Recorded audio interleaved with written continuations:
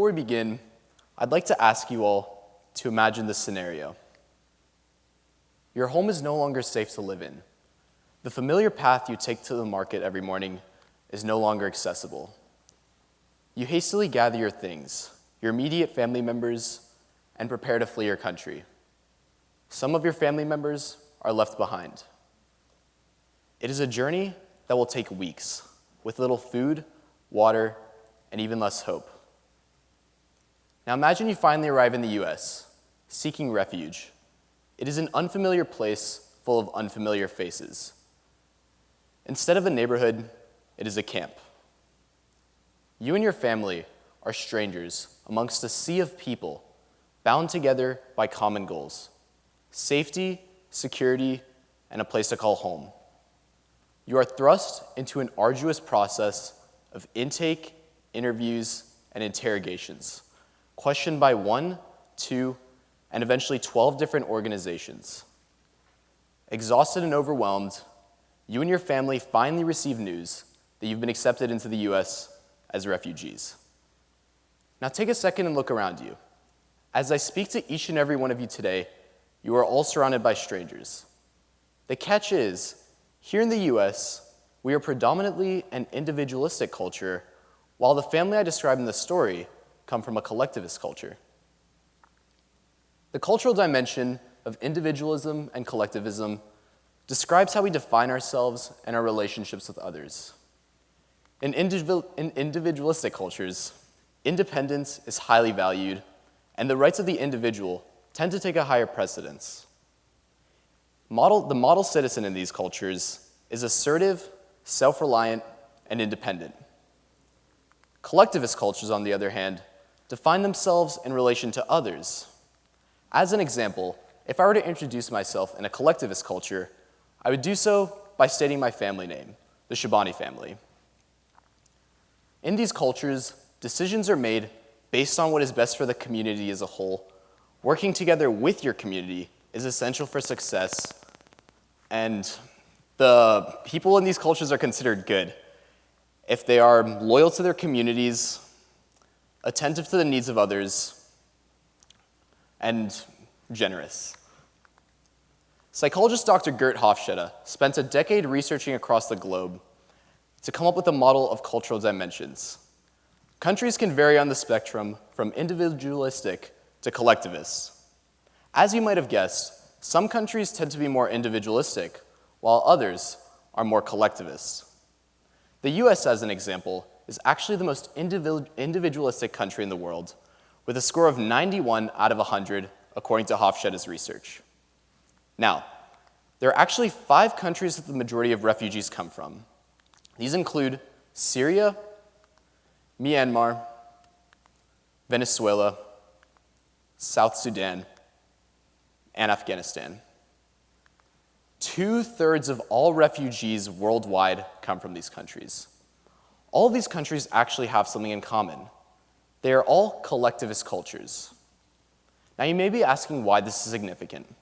Well, as I discussed earlier, there are many discrepancies between individualistic and collectivist cultures that makes convergence between them difficult. When someone from a collectivist culture is placed in an individualistic society, they tend to feel isolated. After a refugee goes through the arduous process of gaining their status, many of them also experience culture shock. I believe that citizenship is the potential solution to this issue, as in by becoming naturalized as US citizens, refugees will also have more opportunities to reconnect with their communities. As of now, the process of gaining citizenship for refugees is lengthy and intensive, to say the least. There are time-based requirements that make it such that when a refugee wants to obtain citizenship, they have to wait at least 1 year before they can even apply for their green cards. During this time, refugees tend to work low-income jobs with a median household income 46% below the national average. After waiting 1 year or more, refugees can apply for their green cards, and after they do this, they then must wait another 3 to 5 years before they can actually apply for citizenship. In order to gain citizenship, refugees must complete the naturalization exam, which costs $725 to take. After all of this is said and done, refugees can finally reconnect with their families and safely bring them here into the US. But what happens in between all this time? During this time, refugees are forced to realign their values and norms in order to thrive in the US. They're forced to live for themselves, not others. They're forced into independence, like this family from Cambodia. On April 17, 1975, this family of 8, with kids ranging in age from 3 months to 10 years old, boarded a small ship. Among them, a young mom of 26 embraced her infant in one arm and clutched a single pair of shoes in the other hand. They would run onto the ship as Khmer Rouge soldiers continued the genocide that ruthlessly slaughtered more than 1.7 million Cambodians. The ship was built for a crew of 28. When they arrived, there were more than 300 souls on board. There was no ship manifest, there was no destination, only escape. The ship was finally found after 28 days,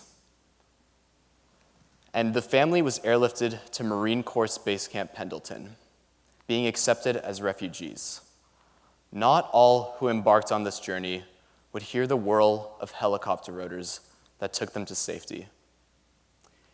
In the US, the family would work quietly as farm laborers, picking berries and vegetables for nearly a decade before becoming eligible to apply for citizenship. Every dollar earned was deposited into a plastic mayonnaise tub, which supported the entire family and their most basic needs.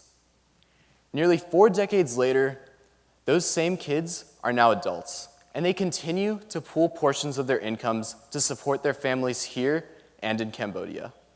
We need to welcome these people with open arms, not refugee camps. It is time for solidarity. It is time for us to welcome refugees into our communities. They're people, like you and me, who want the best for their kids, who want to feel like part of a larger community. By recognizing that these people want the same things as you and me, we can grow meaningful connections with them. At the end of the day, building meaningful connections with others is what makes us most happy as people. Simply being a friend to a refugee can make a huge difference in their experience here in the US. We need to recognize that many refugees are in the process of gaining citizenship and that they need a community throughout this process. They need people who can truly rely on them and who they can rely on.